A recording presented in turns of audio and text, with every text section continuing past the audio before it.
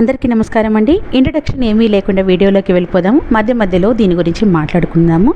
ముందుగా 2 medium size ఉల్లిపాయల్ని లేదా ఒక పెద్ద ఉల్లిపాయని సన్నగా పొడవుగా కట్ చేసుకోవాలి. తీసుకున్నటువంటి ఇంగ్రీడియంట్స్ అన్నీ కూడా చాలా సింపుల్ ఇంగ్రీడియంట్స్ అండి.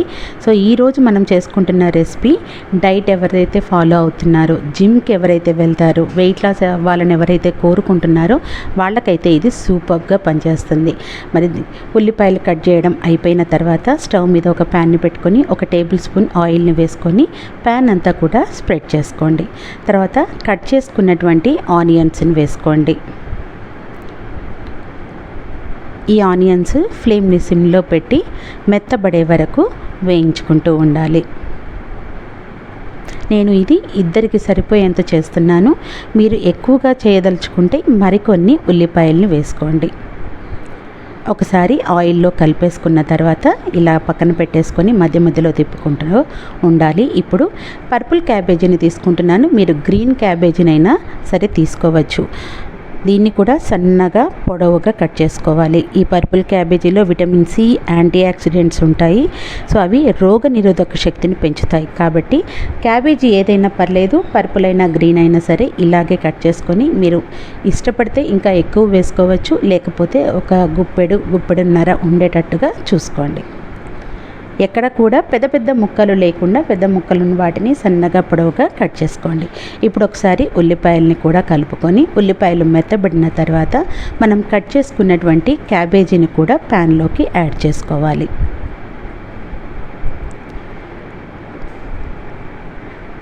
తర్వాత గరిటెతో మొత్తం ఒకసారి బాగా కలుపుకోండి. ఇప్పుడు మనం తీసుకుంటున్న 3వ ఇంగ్రీడియంట్ క్యారెట్ గురించి అందరికీ తెలిసిందే. విటమిన్ ఏ ఎక్కువగా ఉంటుంది. కంటి ఆరోగ్యానికి కూడా చాలా మంచిది.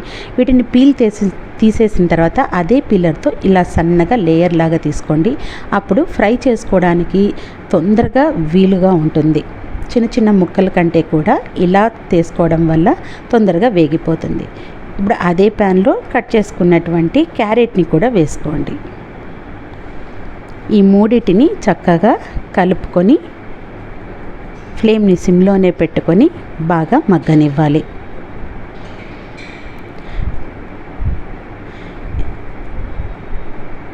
ఇలా బాగా కలుపుకున్న తర్వాత ఇప్పుడు మనం మరొక ముఖ్యమైనటువంటి ఇంగ్రీడియంట్స్ని తయారు చేసుకుందాము.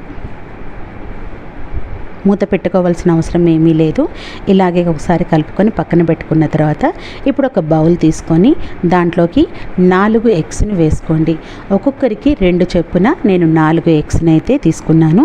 ఇప్పుడు ఎగ్స్లో కూడా B12 ఇవి ఉంటున్నాయి. అలాంటి ఎగ్స్ని అయినా సరే యూస్ చేయొచ్చు. నేనైతే నార్మల్ ఎగ్స్ని యూస్ చేస్తున్నాను. ఎగ్స్లో ప్రోటీన్ చాలా ఎక్కువగా ఉంటుంది. ఎవరైతే మజిల్ని ఇంప్రూవ్ చేసుకోవాలనుకుంటున్నారో, జిమ్కి వెళ్తున్నారో, ఎక్కువగా ఆకలి కాకుండా ఉండాలి అని అంటే తప్పకుండా మీరు ఇది బ్రేక్ఫాస్ట్గా చేసుకోవచ్చు, లేదంటే డిన్నర్గా కూడా చేసుకోవచ్చు. చాలా బాగుంటుంది. యూస్ చేసే ఇంగ్రీడియంట్స్ అన్నీ కూడా హెల్దీ. అండ్ మీరు మొత్తం వీడియో చూసిన తర్వాత దీంట్లో మనం ఉపయోగించిన మసాలాలు 2 ఉంటాయి. అవి మసాలాలు కూడా కావు. ఒకసారి చూస్తే మీకే అర్థమవుతుంది. ఇలా గుడ్లను వేసుకున్న తర్వాత 2 టేబుల్ స్పూన్ల ఓట్స్, 1 స్పూన్ గోధుమ పిండిని వేసుకోండి. ఓట్స్ మరియు గోధుమ పిండి వల్ల ఫైబర్ ఎక్కువగా ఉంటుంది. ఇది రక్తంలోని షుగర్ని కూడా కంట్రోల్ చేస్తుంది. అలాగే బాడీకి కూడా ఇన్స్టెంట్ ఎనర్జీని ఇస్తుంది.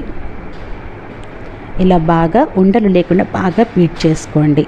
మధ్యలో మనం ప్యాన్లో పెట్టినటువంటి క్యారెట్, క్యాబేజీ, ఉల్లిపాయను కూడా కలుపుకుంటూ ఉండండి. ఇప్పుడు అవి మగ్గిన తర్వాత సరిపడినంత ఉప్పుని వేసి ఒక 3-4 చిటికెళ్ళ అంటే 1/2 టేబుల్ స్పూన్ వరకు పెప్పర్ని వేసుకోండి. ఒకసారి మొత్తం కలిపేసుకోండి. ఇవి 2 తప్ప మనం ఇక్కడ ఏవి కూడా ఉపయోగించడం లేదు.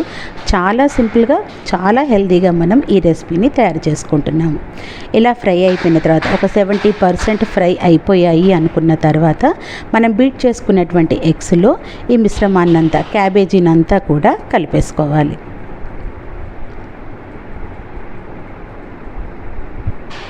ఇవన్నిటిని వేసేసుకొని మరొకసారి బాగా అన్నీ కూడా ఈవెన్గా కలిసిపోయేటట్టుగా కలుపుకోండి.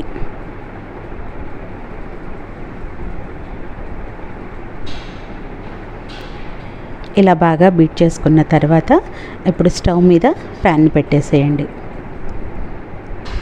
బీటర్ ఉంటే కూడా మీరు బీట్ చేసుకోవచ్చు, నార్మల్గా స్పూన్తోనైనా కలుపుకోవచ్చు. ఇప్పుడు స్టవ్ మీద ప్యాన్ పెట్టిన తర్వాత బ్రష్ తోటి ఆయిల్ని గ్రీస్ చేయండి. మీరు చిన్న చిన్నవిగా వేసుకోవాలనుకున్నా వేసుకోవచ్చు. నేనైతే ఒకటేసారి ఇలా మొత్తం స్ప్రెడ్ చేస్తున్నాను, ఆమ్లెట్ లాగా వేసుకుంటున్నాను. లేదు మీరు ఒక్కొక్కరికి సపరేట్గా వేయాలి అనుకుంటే ఒక్కొక్క గరిట వేసుకున్నా సరిపోతుంది. మొత్తం మిశ్రమాన్ని ఇలా ప్యాన్లోకి వేసేసి ఈవెన్గా స్ప్రెడ్ చేయండి.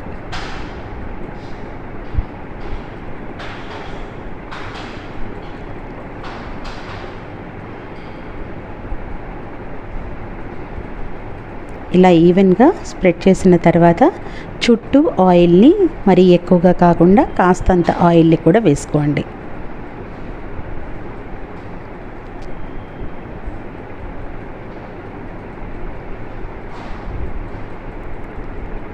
తర్వాత మూత పెట్టేసి ఒక 5 నుంచి 7 నిమిషాల వరకు బాగా ఉడకనివ్వండి.